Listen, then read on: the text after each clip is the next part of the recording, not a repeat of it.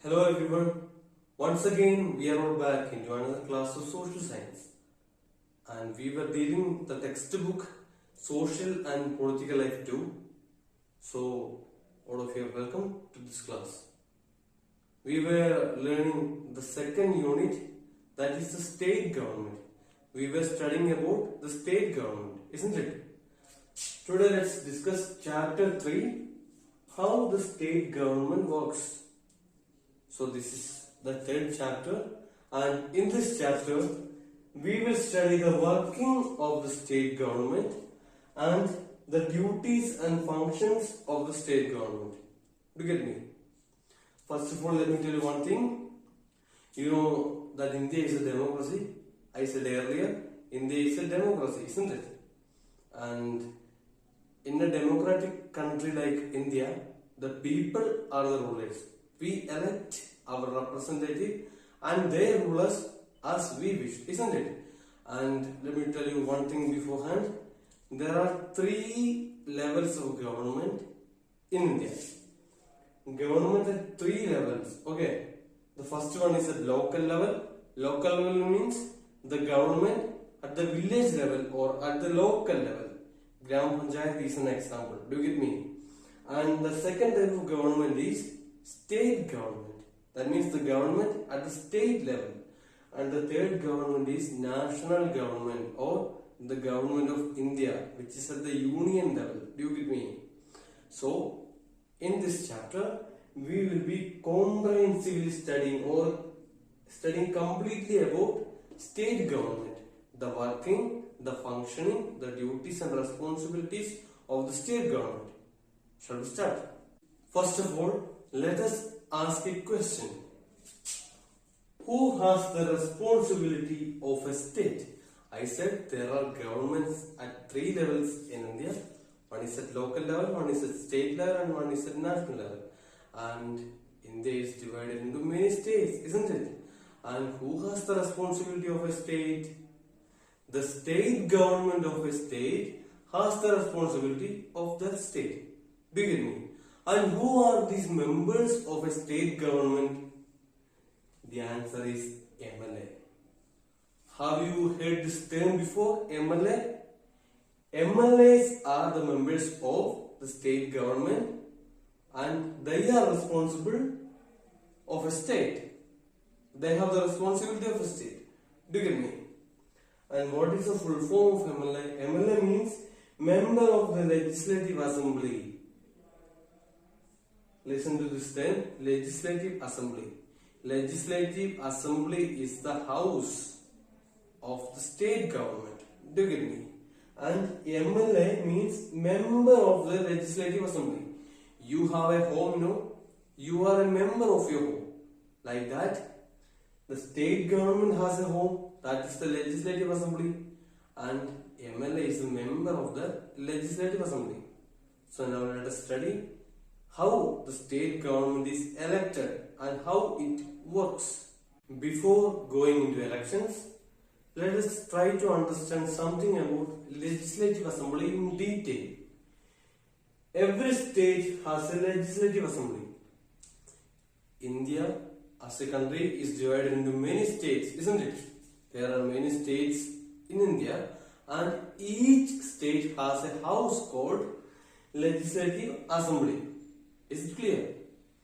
Every state is divided into many constituencies. Don't forget this term, constituency. I said India is divided into many states. A state is again divided into many constituencies. Do you get me? A state has many districts, no? Like that. For election, for the purpose of election, a state is again divided into many constituencies. If a state is taken, it is divided into many parts, and each part is called a constituency. And each constituency has an MLA. MLA is a member of the Legislative Assembly. I will explain it with a picture.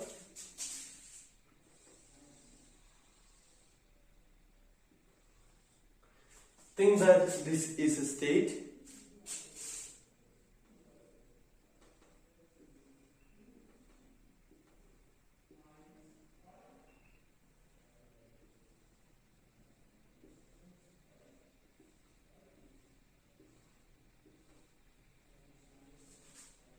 these divisions now, all these divisions are constituencies. Do you get me?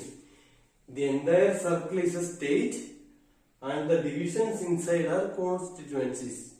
Each constituency has an MLA. So there are many divisions in this circle and each division is a constituency and each division that is a constituency will have one MLA. And all these MLAs from all these divisions make the legislative assembly. Do you get me? Is that clear? This is a state. The divisions are constituencies. Each constituency has an MLA. All these MLAs constitute or all these MLAs make a legislative assembly, and the legislative assembly is the government of a state. Is it clear? Now let us see about assembly elections. It is through elections that these MLAs are elected. Do you get me? I said legislative assembly is the house of the state government and members of the legislative assemblies are called MLAs, isn't it? And how are these MLAs elected or selected? We elect them through elections. Now let us see about the process of assembly elections. Assembly elections means elections to the legislative assembly. Elections are held in a constituency. I said a state is divided into many constituencies, several constituencies, and there is election in each constituency, and after election in each constituency, what happens? One who gets majority is elected. Majority. Do you get me? In every state, in every constituency, elections are held, and after an election, whoever gets majority wins that election. What does it mean?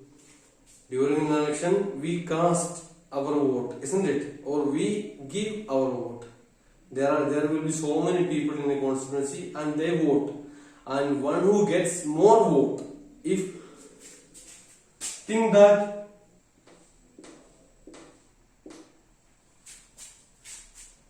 think that 100 people voted in an election, and what is the majority of 100? The half of 100 is 50, but it should not be half. There should be majority. The majority of 100 is 51, isn't it? If one party gets or one person gets 51 votes, then other person can get only 49 votes. Do you get me? So this person will get higher votes. So majority means whoever gets more votes wins the election.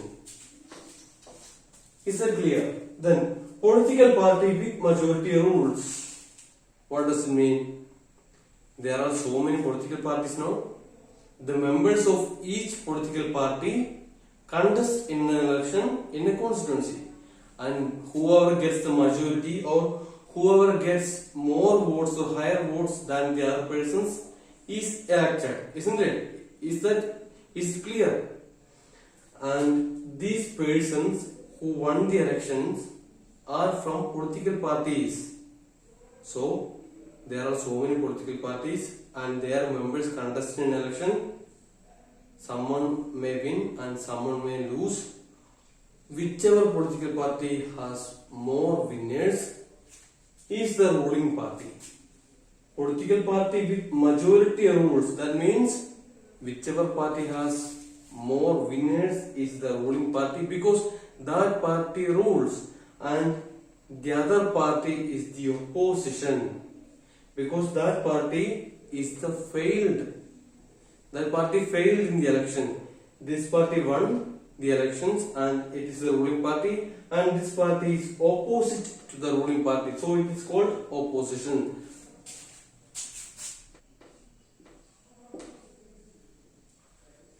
Think that there are 100 constituencies in a state, so elections will be held in these 100 constituencies. Out of 100 seats, 51 seats were won by one party, and the other party got only 49 seats. So this is 100, isn't it? And the party which got 51 seats is getting the majority and they will win the election. That winning party rules the assembly and it is called the ruling party, and the party which failed the election is the opposition. Okay, that means that party is opposite to the ruling party. Is it clear? This is the election process to the legislative assembly of a state. Now what happens after the elections? The MLAs of the winning party elects their leader. Listen, the elections are over. One party won the election. One party got the majority in the elections and they won. And what happens? The MLAs of that party elects their leader. Earlier I said that 51 persons of one party won the election and those 51 persons will elect their leader, and that leader is the CM or the chief minister. Do you get me? The 51 MLAs elects one person among them. He is the leader of the party and that person is the CM or the chief minister. So CM is the head of the MLAs. CM is the head of the legislative assembly. That is the home of the state government. Is that clear? Now CM elects other ministers. Chief minister is the main minister and there are ministers under him, and CM elects other ministers. So the MLAs elects their leader, that is the chief minister, and the chief minister elects other ministers. Is that clear? Now governor officially appoints the CM and other ministers. Listen, the MLAs elects their leader. The MLAs only elects and the chief minister elects other ministers. Both of them are only electing. Who is the one officially appointing? Governor is the person who officially appoints the chief minister and other ministers. The chief minister and other ministers run various government departments and ministries. Listen, a state is administered by the state government. That means the ruling party is ruling the state government. Isn't it? And the welfare of the people is the most important thing in a democracy. We studied it earlier. And how the welfare of the people is made sure? It is the welfare of the people is made sure or made certain through various government departments and ministries. So government departments and ministries are those who are making the welfare of the people. The chief minister and other ministers run various government departments and ministries. So the chief minister and other ministers, not MLAs, the chief minister and other ministers are responsible to the people and they work through government departments and ministries. So if ever a problem arises in that state, I think that there is a problem in the state of Arunachal Pradesh, the state government is responsible. The state government has to solve the problem in Arunachal Pradesh through various government departments and ministries. It is through these departments and ministries that state government is working. Is that clear? Now let us see about a meeting in the legislative assembly. Like all of us meet in our family, the members of the legislative assembly. Legislative assembly is the house of the state government and all the members are the MLAs. Like we meet in our family, all the MLAs meet in the legislative assembly. A meeting in the legislative assembly. All MLAs meet here. There are MLAs in the ruling party and there are MLAs in the opposition, isn't it?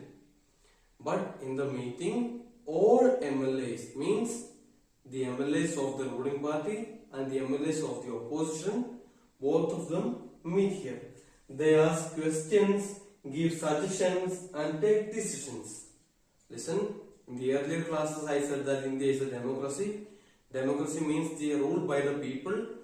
We elect them and they are ruling us. They are ruling for us. So, the welfare of the people is the most important thing. If a party rules and if there is no welfare for the people, that is not a good rule, that is a bad rule. So, in a meeting, the MLAs ask questions, especially the MLAs of the opposition party, because the ruling party is the ruling, they are ruling us, and the opposition has no role in ruling. But it is in this meeting the role of the opposition party comes. The opposition party asks questions. They question the rule of the ruling party. So they ask questions and they give suggestions, and finally the ruling party take decisions. Do you get me? So this is the procedure. Opposition party asks questions, opposition party says suggestions, and finally the ruling party takes decisions. This is how the welfare of the people is made sure in a democracy. This is how a meeting in the legislative assembly goes on. Now shall we see the working of the state government? Think that there is a problem in a state or a problem arises in a state. In the textbook, there is a diagram given about the problem in the state of Padalpuram. Like that is an example given in the textbook. I will say with another examples. Listen. Think that a problem arises in a state. Who is responsible for a state? The MLAs or the ruling party is the responsible persons for a state. Do you get me? Think that there is a problem in a state and what will happen? What has to be done? MLAs meet. If there is a problem in a state, all the MLAs meet in the legislative assembly. The opposition party asks questions to the ruling party. Do you get me? Then ruling party takes decisions. Ruling party takes decisions to solve the problem. Do you get me? And after they take decision, there comes the role of the media. Media means newspapers, televisions, internet, etc. etc. Media is the way by which people are communicated the decisions of the government. After the ruling party takes decisions, they go to a press conference. Press conference means the conference of the ministers by the media. The ruling party goes to a press conference and they inform the decisions to the media. Then media communicates those to the people through newspapers and televisions. Do you get me? Then new ministries and departments are appointed. Why? Because to solve the problem, new ministries and departments are to be appointed. So I will say again, there is a problem in a state, all MLAs meet, opposition party asks questions, then ruling party takes decision, then they conduct a press conference and they communicate it to the media. Then after that, to solve the problem, there is a problem, no? To solve that problem, new ministries and departments are appointed. You get me? This is how a state government works. Now shall we gain some additional knowledge? We shall learn about legislature and executive. What are legislature and executive? These are the branches of a government. A government has 3 branches. You can study the 3rd branch later. You don't need to care about that now. Now you learn about legislature and executive. The first branch of a government is legislature and the second branch of a government is executive. The 3rd branch is the judiciary. We will learn it later. Now you listen. Legislature is the first branch and executive is the second branch of the government. And what are these? Legislature means all those who assemble in the assembly. I said all MLAs assemble or all MLAs meet in the legislative assembly. That is the legislature. All those who assemble in the assembly or all those who meet in the legislative assembly is the legislature. Then what is the executive? I said there are ministers. An MLA is, earlier I wrote here, an MLA is also a minister. And listen, all ministers headed by the chief minister. An MLA is also a minister, but an MLA is different from a minister. An MLA is an MLA, but if he has something to do, then he is a minister. I will say one example. Think about the forest ministry, forestries, the ministry of forest. The minister who is in charge of the forest ministry is the forest minister, and he is a minister. At the same time, he is an MLA. Then what is the difference? An MLA is the person elected by the people, and if he has something to do, he becomes a minister. Do you get me? Do you understand the difference? So, executive is all ministers headed by the chief minister. There are many ministers and they have a leader, that is the chief minister, and all ministers headed by the chief minister is the executive. On the other hand, all the MLAs who assemble in the assembly are legislature. Is that clear? So shall we conclude? In a democracy, people are the authority. Do you get me? I said it many times in every class of political science. I said this. In a democracy, people, they are the authority. Do you get me? So in a democracy, we rule. We the people rule. We rule for us. Okay. And in a state, people elect MLAs and MLAs are responsible. India is a democracy. Since India is a democracy, in every state of India, people elect MLAs and these MLAs are responsible to the people.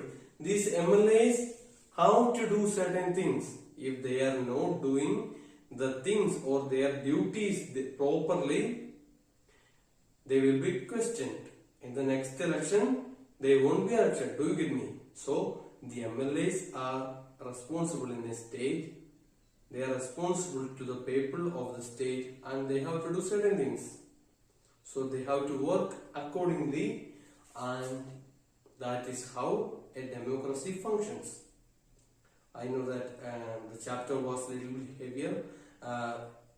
It may take some time for you to understand the way how the state government works, the way how it is selected, it is working, etc. etc. It may take some time.